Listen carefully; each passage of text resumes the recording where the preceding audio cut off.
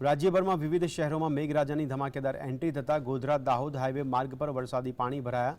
વરસાદી પાણી મોટા પ્રમાણમાં ભરાતા એક તરફનો માર્ગ બંધ કરાતા વાહન ચાલકો અને રાહદારીઓને ભારે હાલાકીનો સામનો કરવો પડ્યો। એક તરફી માર્ગ ચાલુ હોવાથી ટ્રાફિક જામના પણ દ્રશ્યો સર્જાયા। મુખ્ય માર્ગો પર વરસાદી પાણી ભરાયું હોવા છતાં હજુ સુધી પાલિકા તંત્ર પહોંચ્યું નહીં હોવાથી સ્થાનિકોમાં રોષ જોવા મળી રહ્યો છે।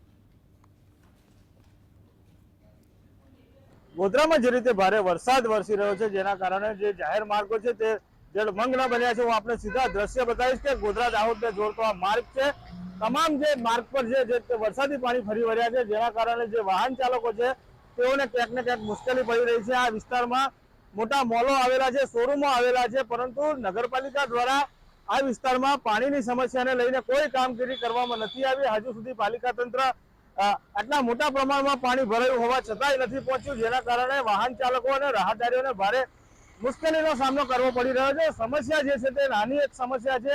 જો અહીંયા જેસીબી મૂકીને પાલિકા દ્વારા પાણીનો નિકાલ કરવામાં આવે તો લોકોને રાહત મળી શકે તેમ છે, કારણ કે એક તરફ ટ્રાફિક જામના પણ દ્રશ્યો સર્જાય છે, એક તરફી વાહન વ્યવહાર ચાલુ છે જેને લઈને લોકોને ભારે હાલાકી પડી રહી છે। વરસાદ જે છે ગોધરામાં અવિરત રીતે વરસી રહ્યો છે, ત્યારે નગરપાલિકા દ્વારા જે પાણી ભરાવાની જે સમસ્યાઓ ઊભી થઈ છે ત્યાં કામગીરી કરવામાં આવે તેવી માંગ લોકો કરી રહ્યા છે। રવિ શાહ, GSTV।